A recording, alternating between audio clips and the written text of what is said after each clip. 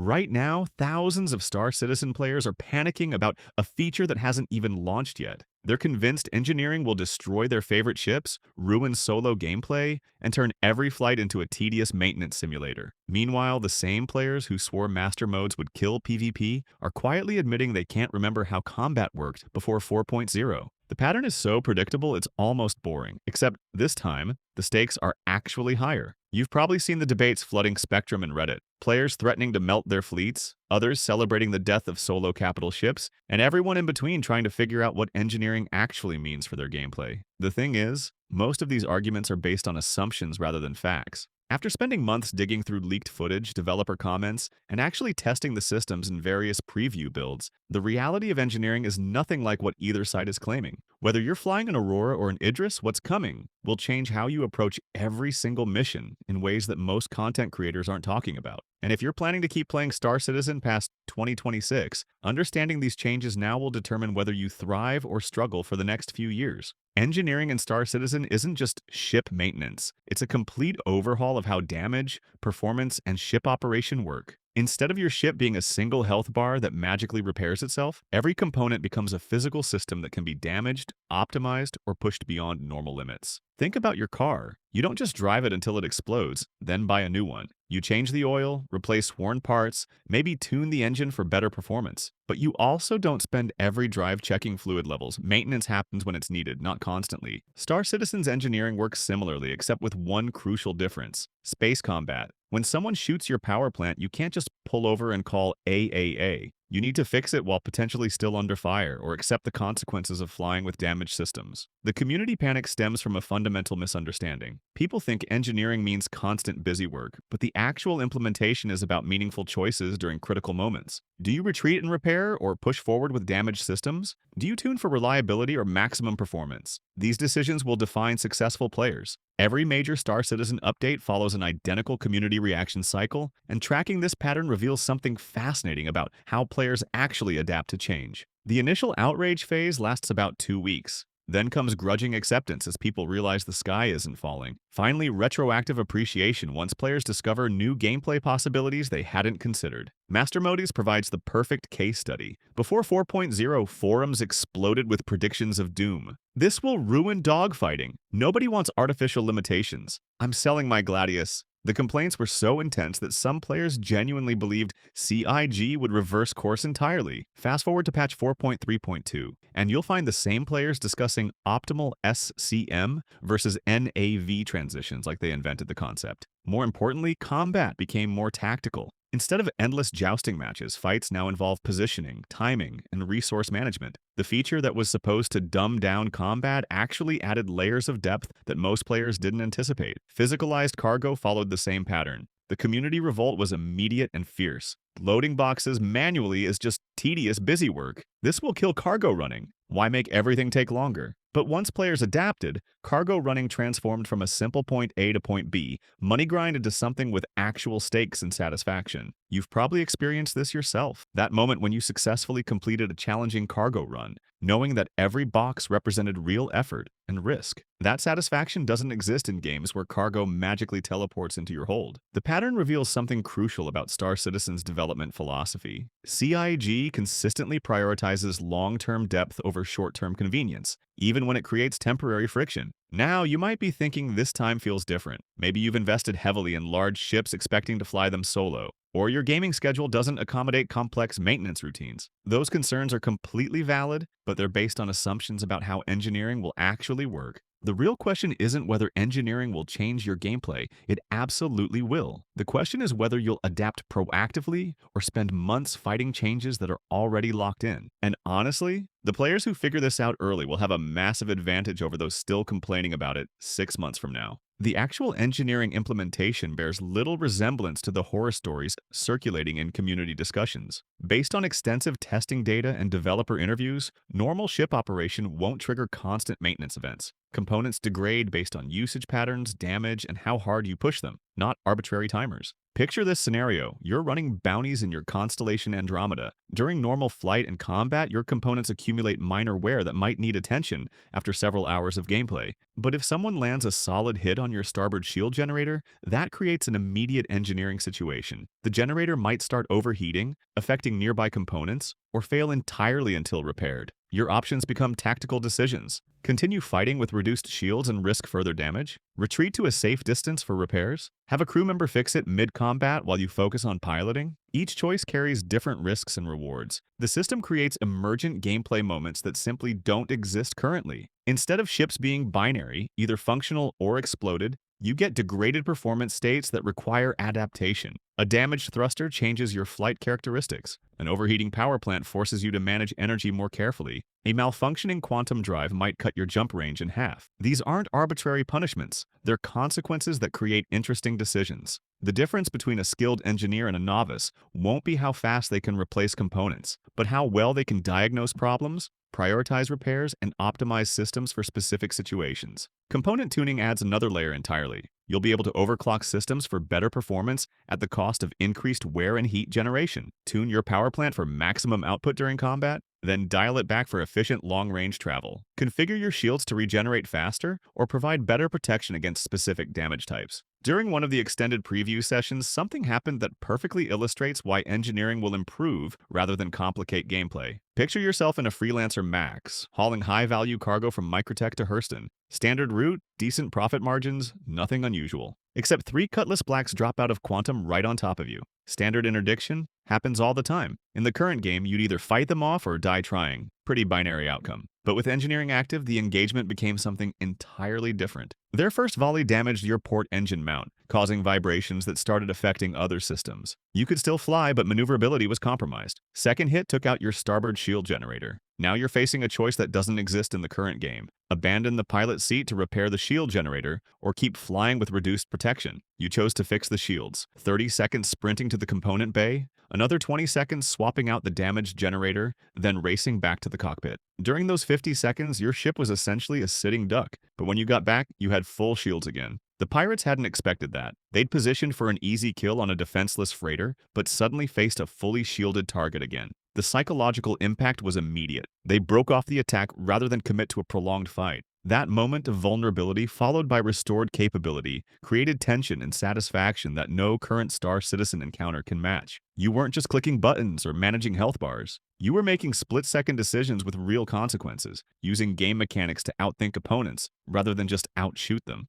Component optimization represents the most underestimated aspect of engineering, and understanding it early will separate successful players from those still struggling with basic concepts months after release. This isn't just about fixing broken parts, it's about extracting maximum performance from every system on your ship. Different component grades will have distinct characteristics beyond simple performance tiers. Industrial components prioritize longevity and reliability over peak performance. Perfect for cargo haulers or exploration ships that need to operate far from repair facilities. Competition components deliver maximum performance but require frequent maintenance, ideal for racing or short-duration combat missions where every advantage matters. Military components balance performance with durability, designed for extended combat operations. Stealth components sacrifice raw power for reduced signatures. Each category requires different maintenance approaches and offers different tuning possibilities. The tuning system itself operates on multiple levels. Basic tuning adjusts power allocation and thermal management, relatively simple changes that any player can learn.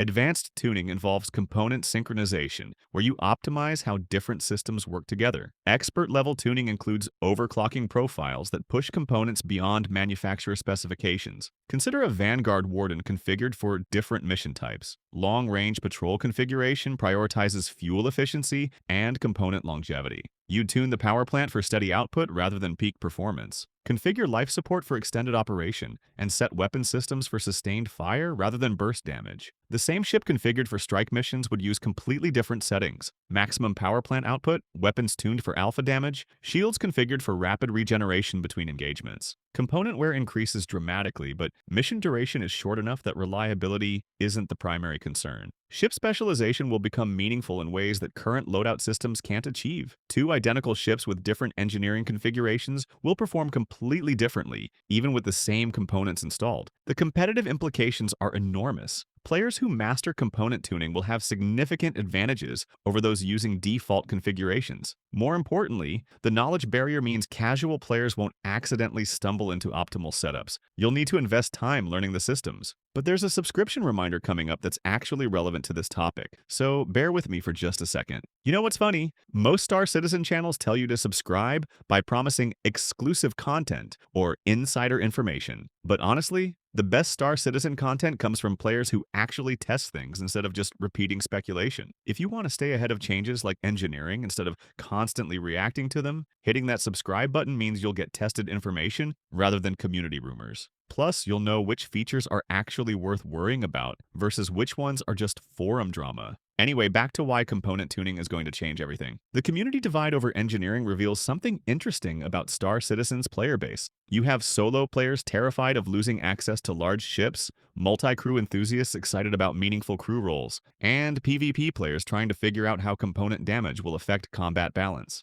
But the most vocal opponents often contradict themselves. The same players demanding consequences for flying capital ships alone are now upset that those consequences might actually exist. They wanted balance changes that affected other people's gameplay, not their own. Meanwhile, experienced players who've been through multiple major updates are quietly preparing. They're learning ship layouts, practicing with crew members, and studying component relationships. These players understand that adaptation beats resistance every time. The forum arguments miss the bigger picture entirely. Engineering isn't about punishing solo players or forcing group content, it's about making ship choice meaningful. Currently, bigger ships are just better in almost every situation. Engineering will create trade-offs that make different ships optimal for different roles and group sizes. Preparing for engineering requires specific actions that most players aren't taking, and starting now will give you months of advantage over those who wait until release day. First, learn your ship's physical layout completely. Walk through every corridor, locate every component, time the routes between critical systems. When your power plant starts overheating mid-combat,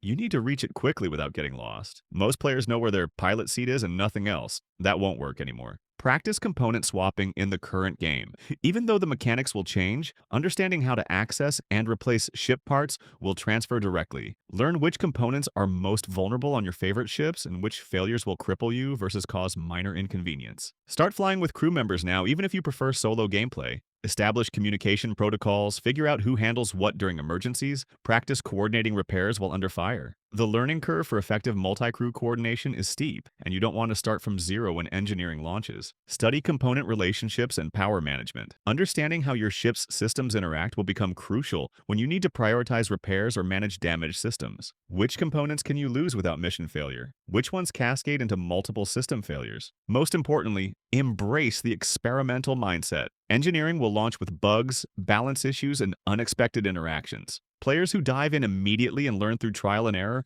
will develop expertise that can't be gained from guides or tutorials. The first few months will reward experimentation over caution. Stock up on spare components for your primary ships. Component availability might become a limiting factor, especially for less common ships or specialized parts. Having backup components stored at your home base could mean the difference between quick repairs and extended downtime. Engineering will fundamentally alter Star Citizen's economic and social dynamics in ways that extend far beyond ship maintenance. Component manufacturing and distribution will become major gameplay loops, creating opportunities for industrial players and traders who position themselves correctly. Specialized engineering services will emerge as player-driven businesses. Expert engineers who can quickly diagnose problems and optimize ship performance will command premium prices. Mobile repair services for stranded players, component tuning consultations, emergency field repairs. Entirely new career paths will develop. Ship insurance and replacement costs will gain new meaning when losing a ship means losing hours of component tuning and optimization work. The current just claim a new one mentality will shift towards ship preservation and proper maintenance scheduling. Regional component availability will create trade opportunities and strategic considerations. Rare or high-performance components might only be available in specific systems, making supply runs valuable and dangerous. Controlling component supply routes could become a major factor in territorial conflicts. The social dynamics of multi-crew gameplay will evolve rapidly. Skilled engineers will be in high demand. potentially earning more than gunners or pilots. Crew recruitment will focus on competence rather than just availability, creating hierarchies based on actual skill rather than ship ownership. The timing of engineering's release creates unique opportunities for players who think strategically rather than reactively. While the community argues about whether the feature will ruin their gameplay, smart players are positioning themselves to benefit from the chaos.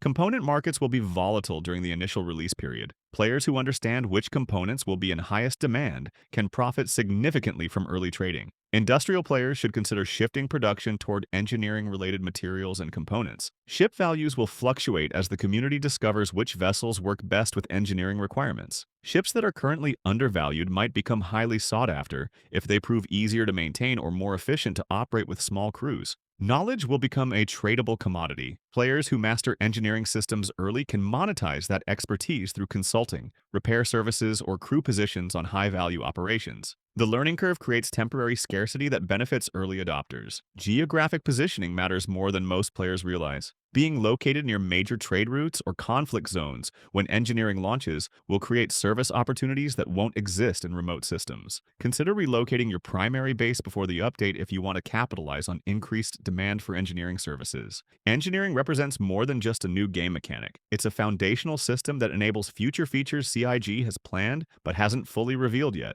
Understanding the broader vision helps explain why this feature is worth the temporary disruption it will cause. Salvage gameplay will become significantly more complex and rewarding when components have detailed damage states and repair histories. Instead of just scrapping destroyed ships, you'll be able to recover valuable components for resale or personal use. Base building and persistent hangars will gain new purpose as maintenance and storage facilities. Having a well-equipped workshop will become essential for serious players, creating demand for industrial modules and specialized equipment. The planned reputation system will likely include engineering competency ratings, affecting your ability to join crews or command premium prices for services. Building engineering reputation early will pay dividends throughout the game's development. Most importantly, engineering enables the kind of emergent gameplay that makes sandbox games truly engaging. Stories will emerge from desperate repairs under fire, brilliant tactical decisions about component management, and the satisfaction of perfectly tuned ships performing beyond their specifications. Engineering is coming whether the community embraces it or fights it, and your preparation level will determine whether you see it as an opportunity or an obstacle. The players adapting now will dominate the early months, while others struggle with basic concepts. What's your biggest concern about engineering, and which ship are you most curious to test it on? The comment section always produces interesting discussions about these updates, and in reading other players' perspectives often reveals angles that individual testing misses. More importantly, what are you doing right now to prepare? Are you learning ship layouts, practicing with crew, or just hoping it won't affect your gameplay too much? The pattern is clear.